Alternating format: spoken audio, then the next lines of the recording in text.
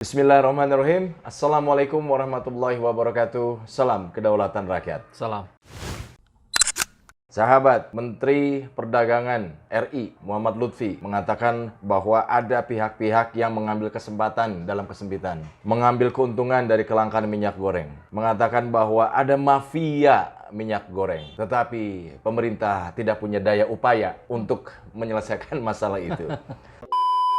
Kita sebagai pemerintah, saya sebagai pemerintah tidak bisa kalah dari mafia, apalagi spekulan-spekulan yang merugikan rakyat. Itu saya jamin. Ada 3 target yang akan ditetapkan hari Senin. Minyak curah subsidi dilarikan ke industri menengah atas, minyak goreng curah subsidi di repacking menjadi minyak goreng premium, dan minyak goreng curah subsidi dilarikan ke luar negeri.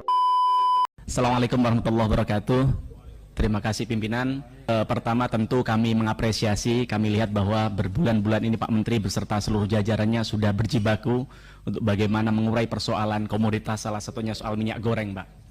Yang kedua tentu kami menyampaikan salam atas nama masyarakat kami khususnya di Dapil, Pak. Terima kasih banyak karena Pak Menteri sudah melengkapi penderitaan rakyat, Pak. Karena kalau kemarin 2 tahun mereka dihantam situasi pandemi COVID-19, sekarang mulai mau berdiri, tiba-tiba disikat dengan urusan komoditas ini, Pak. Nah, kemudian saya tidak mau bahas case per case, Pak, karena saya tahu Pak Menteri beserta seluruh jajarannya punya mata, punya hati, punya telinga untuk mendengar jeritan-jeritan hati rakyat itu, Pak. Nah, pada kesempatan kali ini kami ingin menyampaikan sedikit masukan agar tidak terjadi hal-hal lagi seperti sekarang. Karena jujur saja, Pak Menteri, kami tadi panjang lebar A sampai Z Pak Menteri menyampaikan, kita sudah nggak percaya, Pak. Dulu ketika rapat sebulan yang lalu soal ini Pak Menteri sampaikan nanti 4 hari ini akan selesai persoalan minyak goreng, tapi nyatanya sampai berbulan-bulan juga tidak selesai. Kali ini kami tidak percaya sama Bapak, harapan kami besok Bapak bisa kembalikan kepercayaan kami, kepercayaan publik terhadap Pak Menteri. Ini adalah statement atau pernyataan dari pejabat publik yang menyakiti rakyat tentu saja. Seolah-olah bukan seolah-olah ya, seperti memang tidak bisa bekerja gitu Kang Ibul. Mari kita dengarkan opini Kang Ibul yang selalu tajam dan menggelitik gitu. Kang Ibul, kumaha Kang Ibul? Ya, ini persis seperti yang disampaikan Pak Jokowi di beberapa tahun lalu, bahwa saya tahu ini ada mafianya, saya tahu di sini ada mafianya, mafianya saya tahu siapa gitu. Ya percuma, cuman tahu doang gitu, tapi nggak bisa menghadapi, nggak bisa mengalahkan mereka. Seperti Mendak juga begitu gitu. Bahkan kan di kabar terakhir dia bilang mohon maaf karena tidak bisa mengontrol harga, tidak bisa mengontrol para mafia. Iya, mundur dong. Mundur kalau nggak bisa. Itu kan persoalan yang krusial untuk perut hajat hidup orang banyak itu. Nggak bisa lagi dengan cara-cara yang pemimpin kok ngeluh, pemimpin kok curhat. Nggak begitu gitu. Pemimpin itu mau menyelesaikan persoalan. Kalau rakyat curhat itu baru wajar. Ini kok bolak-balik. Ya, artinya ketika kita bicara soal pernyataan pejabat publik yang seperti tadi, kemudian juga ada pernyataan dari Ibu Megawati Soekarno Putri sebagai Ketua Umum PDI Perjuangan ya. Beliau mengatakan bahwa ya kenapa sih tidak kreatif lah intinya begitu. Kenapa tidak merebus saja dengan cara-cara merebus ya kan makanan-makanan ketika harga minyak goreng naik gitu. Kang Ipul. Sampai kalau sekarang kita lihat hebohnya urusan beli minyak goreng. Saya tuh sampai ngelus dodo. Bukan urusan masalah nggak ada atau mahalnya minyak goreng. Saya tuh sampai mikir, jadi tiap hari ibu-ibu itu apakah hanya menggoreng? Sampai begitu rebutannya. Apa tidak ada cara untuk merebus, lalu mengukus, atau seperti rujak? Apa ada? Itu menu Indonesia loh. Lah, penjelimet gitu. Tapi jangan disalahkan karena Mbak Mega tidak ngerti. Dia tidak punya ilmu untuk memahami itu. Dia tidak sekolah. Dia tidak pernah jadi manusia biasa seperti Anda. Dia tidak pernah bergaul di kampung-kampung. Tidak pernah utang. Tidak pernah ngerti sedihnya nggak bisa bayar sekolah. Sejak kecil beliau itu adalah anak presiden di istana. Jadi nggak ono ceritanya presiden utang, nggak ono. Nah, Anda jangan tuntut Bu Mega untuk ngerti itu, nggak ngerti kok. Ojo dioreng-oreng.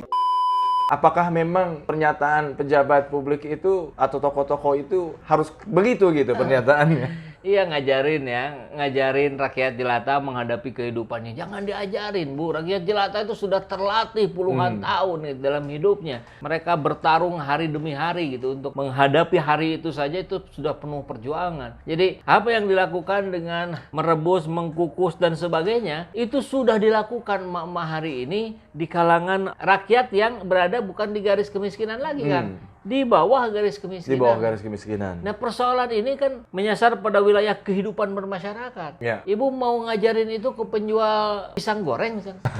Ya dia jualannya pisang goreng, itu harus diganti pisang rebus. Dia jualannya bala-bala, harus diganti bala-bala rebus gitu. Ini pernyataan yang sungguh tidak elok ya. Jadi persis seperti juga anaknya tempo hari Puan bilang apa ya, menghadapi krisis gitu kalau nggak salah, ya sudah puasa saja gitu. Atau makannya dikurangi gitu. Nah, jadi cara-cara yang begini ini cara-cara yang tidak empatik gitu. Iya. Justru sebagai ketua partai itu harus menekankan atau bahkan mendesak pemerintah untuk segera menyelesaikan persoalan ini. Bukan ngajarin hal-hal teknis seperti itu. Kami sudah tahu, Bu. Bahkan di video sebelumnya, Kang, kita sudah bikin judulnya boykot minyak goreng. Itu yang akan dan sebetulnya telah juga kita lakukan. Gitu, Wong Indonesia kan geger. Itu kan banyak pakar-pakar menyarankan. Andai kan setiap kampung punya kearifan lokal, bikin minyak kelapa sendiri, punya koperasi sendiri, itu ketergantungan pada minyak-minyak produsen besar rendah. Ujung-ujungnya ya mergo males sih balik ning bab napa? Marut tak kesel, engko meresi ya Padahal dengan setiap kampung ada sentra-sentra kopra, ada sentra-sentra bikin minyak sendiri. Itu wong-wong produsen minyak gampangannya cara Jawa ndase gak gede. Juga sadar ndak begitu dibutuhkan karena setiap masyarakat bisa menciptakan kebutuhannya sendiri. Atas tepung ya sami. Zaman babah kita nak nggih tepung ya kok. Kita bikin minyak goreng sendiri dari kelapa, diparut dan sebagainya. Tutorialnya sudah ada, Udah ada gitu. Jadi nggak perlu lagi diajarin. Yang perlu ibu lakukan adalah mendorong para kader-kadernya yang berada di jajaran pemerintah maupun yang ada di DPR. Kalau untuk di DPR barangkali mendesak pemerintah lebih powerful gitu. Dan di pemerintahannya sendiri yang menunjukkan kedaulatannya dong. Gitu. Ya, ini kan persoalan minyak goreng sebagai sebuah komoditi. Apakah ini memang digoreng isunya? Sengaja dibuat skenario, karena kalau misalkan ini tidak disengaja, ini sih dugaan-dugaan saja ketika kita bicara soal contoh misalkan kemarin minyak goreng langka, HET-nya 14.000 kan, kemudian ketika di pasar-pasar langka tuh stoknya, tapi ketika HET dicabut, minyak goreng ada, gitu loh. Ketika Mendak sidak di pasar tertentu, wah itu rapi, terjejer, ada gitu loh. Oh nggak usah khawatir, tenang. Tapi ketika Mendak tidak ada, langka lagi. Kemarin-kemarin. Artinya ketika ini terjadi di lapangan, di tengah-tengah kondisi warga yang membutuhkan minyak goreng, apakah memang betul-betul pemerintah tidak tahu begitu? Padahal secara kasat mata kan kita tahu ketika HET dicabut, terus kemudian minyak goreng ada gitu loh. Kemudian itu satu. Kemudian kedua adalah ketika ada pemberitaan menyebutkan ada 5 produsen minyak goreng besar yang menguasai pasar di Indonesia gitu loh. Apakah itu juga termasuk mafia minyak goreng? Nggak sulit harusnya ya kan? Tapi kenapa ini menjadi sulit gitu loh untuk dilakukan? Pertama goodwill. Yang kedua, kerja-kerja yang penuh totalitas ini tidak dilakukan. Sebenarnya kan gini, bulan Maret apa bulan Januari ya, itu di videonya ada, pemerintah menegaskan lewat Menko Perekonomian Airlangga Hartarto bahwa harga eceran tertinggi itu berlaku selama 6 bulan. Jadi terhitung dari Januari berarti sampai bulan Juni. Sekarang bulan Maret sudah dicabut. Dari pemerintah menghadapi mafia minyak goreng. Ini kan bentuk pengibaran bendera putih. Saya menyerah, saya kalah. Tidak bisa menyelesaikan masalah itu. Iya, itu aja. Pertama, sesuai arahan Bapak Presiden terkait penyediaan minyak goreng dan harga terjangkau, seperti yang disampaikan Bapak Presiden dan juga dalam sidang Kabinet Paripurna pada tanggal 30 Desember yang lalu, pemerintah mengambil kebijakan untuk penyediaan minyak goreng untuk masyarakat dengan harga 14.000 per liter di tingkat konsumen. Sekali lagi di tingkat konsumen yang berlaku di seluruh Indonesia. Kemudian penyediaan ini disiapkan untuk 6 bulan ke depan dan akan dievaluasi di bulan Mei dan ini dapat diperpanjang. Volume selama 6 bulan adalah 1,2 miliar liter dan dibutuhkan anggaran untuk menutup selisih harga ditambah dengan PPN itu sebesar 3,6 triliun. Karena harga CPO di pasar ekspor sedang tinggi, saya perintahkan Menteri Perdagangan untuk menjamin stabilitas harga minyak goreng di dalam negeri. Sekali lagi, prioritas utama pemerintah adalah kebutuhan rakyat. Harga minyak goreng harus tetap terjangkau. Jika perlu, Menteri Perdagangan bisa melakukan lagi operasi pasar agar harga tetap terkendali. Itu aja sebuah janji yang tidak ditepati kepada rakyatnya. Gitu. Yang dibilang akan dijaga 14.000 sampai Juni, ternyata Maret ini sudah dicabut. Ya jelas, kalau begitu berarti pemerintah jelas-jelas tidak berhasil atau gagal menangani masalah minyak goreng ini. Presidennya, Menteri Perdagangan, bahkan sampai melibatkan Kapolri dan segala macam. Toh, yang ngapain sekarang juga barangnya melimpah kalau harganya berlipat-lipat. Ya sudah, boikot saja minyak goreng.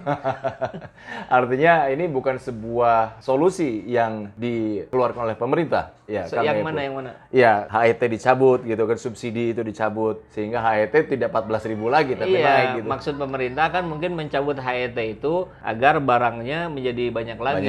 Ya, itu terjadi. Tapi ini pun sekaligus membuktikan kejahatan para mafia minyak goreng. HTE tetap 14, ditahan dulu. Ya. Ternyata dicopot HTE-nya, langsung keluar. Ya. Kan, aduh ini. Padahal kita penghasil produsen minyak sawit ya. Iya, 85% untuk konsumsi dunia. Ini ironi komoditi minyak goreng ya, Kang Luar biasa. Ipol ya. Baru minyak goreng, ya belum yang lain-lain, batu bara, tambang, wah, ampun-ampunan. Lalu apa yang harus dilakukan masyarakat ini ketika kita bicara soal harga minyak goreng sampai 50.000, bahkan saat ada yang sampai 60.000 per liter itu. Di Kendari ya, luar biasa itu. Mudah-mudahan sahabat-sahabat yang berada di Kendari tetap bisa bersabar, ya, jangan melakukan tindakan-tindakan anarki, bagaimanapun itu tidak akan membuahkan hasil. Kalau memang mau melakukan people power, tentu dengan cara-cara yang lebih elegan, dengan cara-cara yang lebih konstitusional. Dan buat sahabat semua di seluruh Indonesia, saya kira ya kita coba buat minyak goreng sendiri lah. Ada kok tutorialnya, gampang itu. Atau patungan beli minyak goreng seliter gitu. Bukan seperti itu juga kan caranya. Artinya ketika ini berarti empatinya betul-betul sudah berkurang banyak ya.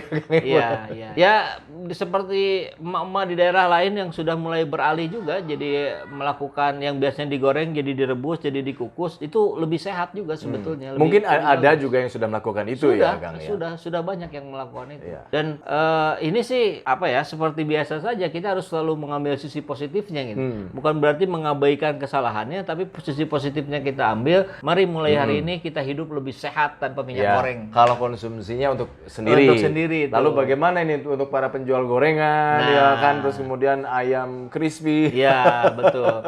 Nah, itu jelas tugas pemerintah. Makanya tadi di awal saya juga langsung tegas, mundur saja itu Menteri Perdagangan kalau memang tidak sanggup menangani minyak goreng. Terima kasih sudah menonton video ini sampai akhir. Bila sahabat semua tertarik untuk menonton video-video seperti ini, sahabat bisa memberikan dukungannya kepada kami dengan membeli merchandise yang ada di bawah ini.